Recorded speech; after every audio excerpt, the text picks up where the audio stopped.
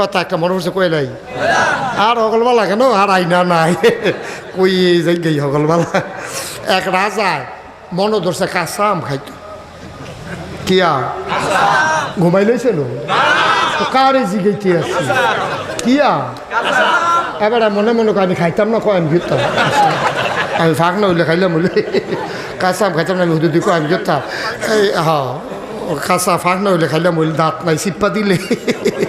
এবার আর লেগে কয় না এবার কয়তাম চাই কয় না কাঁচা আম খাইতাম ফরতাম না হুদুদি কই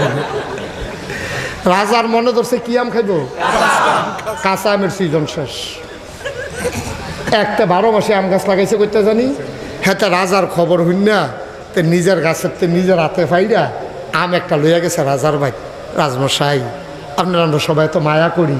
আপনি বলে কাঁচা আম খাইতেন স্যার আপনার মনের আশা অপূরণ থাকবো আমার একটা গাছও 12 মাসে আম অকাইলে একটা আম ধরছে জিফুতে চাইয়া রাখছে দিছি না আপনার লেগে লই আইছি রাজমশাই আমরা পাইয়া আচ্ছা অসংখ্য ধন্যবাদ থ্যাংক ইউ অসংখ্য ধন্যবাদ কইয়া সেটা রাজমশাই আম কাটো আম কাটটা নুনমরিচ দিয়া দিছে রাজমশাই খাইয়া বড় আনন্দ পাইছে এই সিজনে অকাইলা আম খাওয়ন ফাইলাম আল্লাহ খাওয়াইছে আলহামদুলিল্লাহ রাজমশাই আমটাম খাইয়া খুশি হইয়া কয় এই প্রধানমন্ত্রী গো কয় আমি আসি এখানে কয় 1000 টাকা তার বাড়িতে পাঠাই দাও যেই লোক আম আনছে এই লোকের বাড়িতে 1000 টাকা পাঠাই দাও তখন 10 পাই 5 হইলে কানি ক্ষেত কিনন যায় অনেক আগের কথা আর কত কইছে মা কথা না কয় হাজার প্রধানমন্ত্রী যখন শুনছে 1000 টাকা হাতারে দিয়া লাইতো প্রধানমন্ত্রীকে দেশের সবজি আম কিনতে কয় টাকা লাগে সারাটা বাংলাদেশের আমটি কিনতেও তো 1000 টাকা লাগতো না তখনকার কথা এখন যদি কই যে এই 10 কোটি টাকা দিয়া দাও মনে করেন আমরা শেখ হাসিনা উনি একটা কাঁচা আম খাইয়া গেলো 10 কোটি টাকা তারে দিয়া দাও তো আমরা কইতাম না সারা বাংলাদেশের আমটি কিনতে লাগেনি 10 কোটি টাকা কিতা গেলো আচ্ছা কইলে কইছে কারণ রাজায় দিত চাই কত 1000 প্রধানমন্ত্রীরা যখন ঘোষণা দিছে প্রধানমন্ত্রী 1000 টাকা নোট কেশিয়ারের তে যিনি অর্থমন্ত্রী তারা গিয়া 1000 টাকা দেন ভাউচার দিতে আসি রাজমশাই কইছে দিতেন তো রাজমশাই কইছে আর তো না দিয়ে উপায় নাই 1000 টাকাতে লইয়া মনে মনে চিন্তা করে 500 টাকা পাইলে দোতে সহ্য করতে পারতো না আর 1000 টাকা দেন কি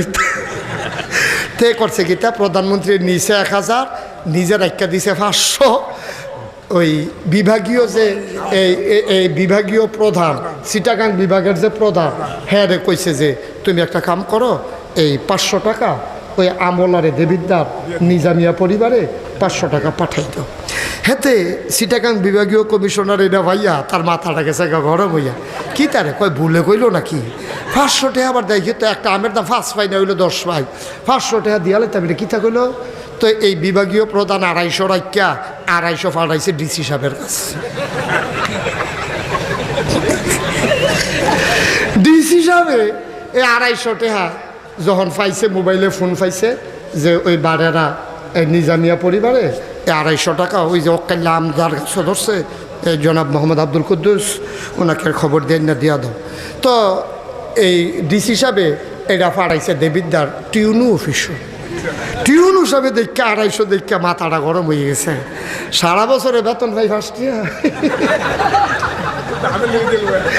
আমের লেগা দিয়া লাই 250 কিতা কইতাম রে উনি করছে কিতা 100 রাখিয়া আর 100 দিছে আমরা ইউনিয়নের চেয়ারম্যান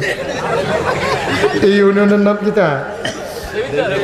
দেবিদ্দার সদর ইউনিয়ন চেয়ারম্যান রে এটা কি পৌরসভার অধীনে পড়ছে আরে ওয়াজ তো গড়ে গিয়া স্বামীমের উপরে ফুটে যায়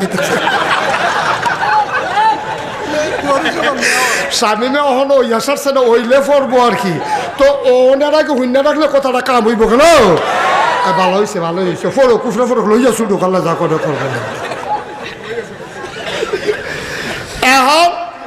টিউনু সাহেব দিছে পৌর মেয়রের কাছে পৌরসভার মেয়রের কাছে যে 100 টাকা ওই নিজামিয়া পরিবারের কুদ্দুসের কাছে পৌঁছাই দাও তো উনি আবার ডাকাইয়া ইউনিয়ন এই ওয়ার্ডের যে কাউন্সিলর ওয়ার্ড কাউন্সিলরে দিছে ওয়ার্ড কাউন্সিলর ওই উনি আবার 100 আবার রাখিয়া দিছে 75 টাকা 75 টাকা রাখিয়া যখন আর 75 টাকা দিছে ইউনিয়নের কাউন্সিলের কাছে ইউনিয়ন কাউন্সিলরে শহীদারে ডাক দিয়ে না কয় দেশটা থাকতো না রে দুর্নীতি এ দেশটা বইরা গেছে কই কে রে কয় একটা আমের দাম দিলে 75 টাকা কিতা কয় কিতা না নে 20 টাকা দিয়া দিচ্ছে 50 টাকা রাখিয়া দিছে দুর্নীতিতে দেশটা বইরা গেছে, গেতে ওয়াশ করতে আছে। এখন 20 টাকা দিছে পরে শহীদারে কয়েকটা আমের দাম 20 টাকা, শহীদারে 5 টাকা 15 টাকা রাইকা 5 টাকা নিয়া হেতার হাত দিছে। এটার নাম হইল বাংলাদেশ। ঠিক কিনা কেমনে আগাইতাম আমরা দেশটা, কেমনে আগাইতো দেশটা? ফিস করে যাইতে পারে না, জোতার তলে করে ফিস নিয়ে বাজছে কি 15 দিন যায় না ফিসটা। ঠিক নিও কথা না, ঠিক নেই? মাটি কাটে দেখবেন কন্ট্রাক্টারে, এই চেয়ারম্যান মেম্বারের কাছে মাটি কাটার ইয়ে এমনি খাড়া করে মাটি কাটতে আমি জীবনেও দেখছি না। কেমনে রাহে দেখিব, এক্সপার্ট মাটি কাটুন না পাওয়া গেছে, পুরা খাড়া মাটিটা ওয়ালের মতো। রাস্তার কান্দাটা থাকতো কেমনি, এত খাড়া করে মাটি হালাইতে আমি জীবনে দেখছি না। একটা সন্নি থাকবো তো না রাস্তাটা টিকতো, খাড়া করে চাষা দিয়া মাটি হালায়। ফয়লার মেঘনা অনেক সময় 2 গুল দিয়ে পুরুইয়া পরে বাই দিলি সিহন লাইলটা পড়া থাকে, মাটি শেষ। কেমনে দেশটা আগাইতো আব্বা, কেমনে আগাইতো কর? দেশটা আগাইতে হইলে সোনার মানুষ লাগবে, সোনার মানুষ ছাড়া সোনার বাংলা হবে না। এই জন্য আমি বলেছি জায়গায় জায়গায় শিক্ষিত জনতা আসা দরকার। আমার শামীম কলেজের প্রফেসর, সে ইচ্ছে করলেই একটা আকাম কুকাম করতে শরীরটা 3বার কাপ দিয়ে উঠবো। এরপরে নাগাইশের হুজুরে আমার আদর করে, যদি কথাটা হুজুরের কানও যায়, এবারে যে গাঙ্গো হালাইতাম এটা হালাই যান। যে গুমতি নদী থাকে এমন আছে, ওই সুইটটারে যেমন লাড়া দিয়ে গড়ো আনে, আমার এমন আছে এমনি লাড়া দিয়েও তুলতে পারে। শিক্ষিত মানুষের প্রয়োজন, শিক্ষিত যারা তাদের ভিতরে আপনার অন্তত আল্লাহর ভয় এবং অন্তত ভদ্রতা সভ্যতা থাকে, এটা অন্তত আর কি। তো আমার দেশও শিক্ষিত আবার যত বাটফারও আছে এটির ভিতরে, না হইলে শাহেদের সাবরিনায় দেখলেন না কি কারবারটা করে লাইল। তা আমরা বিশ্বাস করি অন্তত আমার শামীম সে অন্তত সুন্দরভাবে আল্লাহ যদি কখনো মনে করে যে তার মাধ্যমে খেদমত করানো প্রয়োজন, দেবিদ্যারের মানুষ হয়তো বা শান্তি পাবে, আল্লাহ যদি কবুল করে। সবাই পড়ি আমিন। এজন্য সব জায়গায় একেবারে তৃণমূল পর্যায় থেকে শুরু করে রাষ্ট্রের উচ্চ পর্যায় পর্যন্ত সকল জায়গায় সোনার মানুষের দরকার। ঠিক কিনা কন? সোনার মানুষ হলে সোনার দেশ হবে, এছাড়া সোনার দেশ সম্ভব না। আল্লাহ তাবারক ওয়া তাআলা আমাদেরকে কবুল করুক।